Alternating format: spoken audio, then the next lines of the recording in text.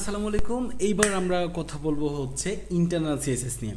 তো internal CSS জন্য again আমরা প্রতিবার যেটা করি বরাবরের মতো হচ্ছে আমাদের যেই স্ট্রাকচারটা, সেই স্ট্রাকচারটা আমরা এখানে নিয়ে নিব। নিয়ে নেওয়ার পর আমরা যেটা করব সেটা হচ্ছে এখানে আমরা একটা হেডিং ট্যাগ দিব, একটা হচ্ছে প্যারাগ্রাফ ট্যাগ দিব। ধরেন আমি এখানে দুইটা ট্যাগ নিলাম, একটা হেডিং ট্যাগ, একটা প্যারাগ্রাফ ট্যাগ। এখানে যদি আমরা সেভ করি তাহলে এখানে আমরা দেখতে পাচ্ছি this a heading, this a paragraph. Okay, তো এটা দেওয়ার পর আমরা কি করব, এটাতে স্টাইল করব। স্টাইল করার জন্য আমরা হেডিং ট্যাগের মধ্যে এই হেডের মধ্যে একটা স্টাইল ট্যাগ নিব, যেহেতু আমরা স্টাইল করব। ঠিক আছে, তাহলে স্টাইল যদি নিই তাহলে স্টাইল ট্যাগ চলে আসছে। এবং এই যে স্টাইল ট্যাগের মধ্যে আমরা এখানে তিনটা জিনিস আছে, মানে একটা বডি আছে, একটা হচ্ছে হেডার 1 আছে, একটা হচ্ছে প্যারাগ্রাফ আছে। তো প্রথমত যদি আমরা বডিটাকে যদি আমরা সিএসএস করতে চাই তাহলে আমরা যেটা করতে পারি, ব্যাকগ্রাউন্ড কালার কি দিতে পারি? ব্যাকগ্রাউন্ড কালার ধরেন ব্লু ভায়োলেট দিচ্ছি। আমি যদি একে সেভে ক্লিক করি, দেখেন ওয়াও, আপনার ব্যাকগ্রাউন্ড কালার চলে আসছে। তাহলে এটাকে আমরা এখন কি করছি, আমরা হচ্ছে এই পেজের মধ্যে, হেডের মধ্যে, স্টাইল ট্যাগের মধ্যে এই ব্যাকগ্রাউন্ড কালারটা ডিফাইন করলাম। ধরেন আমরা H1কে হচ্ছে কি করব, সিএসএস অ্যাপ্লাই করব। তাহলে আমি এখানে লিখব H1 লেখার পর অ্যাগেইন সেকেন্ড বন্ধনী দিব। তাও এখানে কি করতে চাচ্ছি, কালার দিতে চাচ্ছি। তাহলে যদি আমি কালার দিতে চাই, এখানে হ্যাশ কোড চলে আসছে। আমি চাইলে এখান থেকে এখানে ক্লিক করে যে কোনো কালার আমি এখানে চেঞ্জ করতে পারি।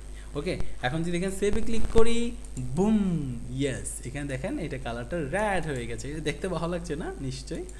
ওকে, আমি যদি হোয়াইট করে দিই তাহলে আরও সবচেয়ে বেস্ট হবে এখানে।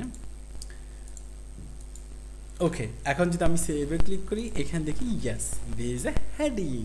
ওকে, তো এখন তাহলে আমরা কিভাবে, এই যে দেখেন H1-এ আমরা হচ্ছে সিএসএস অ্যাপ্লাই করছে, এখন প্যারাগ্রাফে সিএসএস অ্যাপ্লাই করতে হবে না?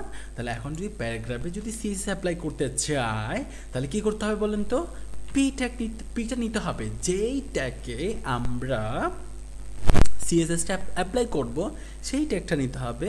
তারপর সেকেন্ড বন্ধনী দিতে হবে, যেহেতু আমি কালার দিতে চাচ্ছি তা কালারটা সিলেক্ট করতে হবে।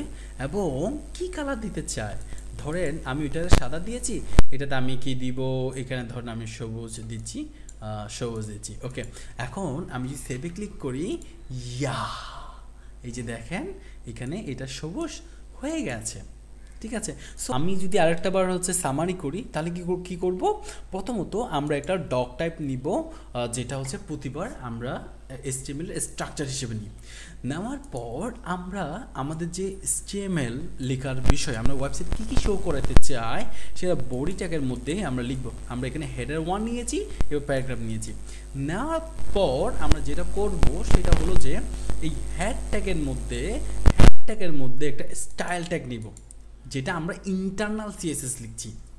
ওকে, এরপর আমি বডি মানে হচ্ছে এই বডির কালারটা কি হবে সেটা ডিফাইন করে দিয়েছি ব্যাকগ্রাউন্ড কালার দিয়ে। ওকে, তারপর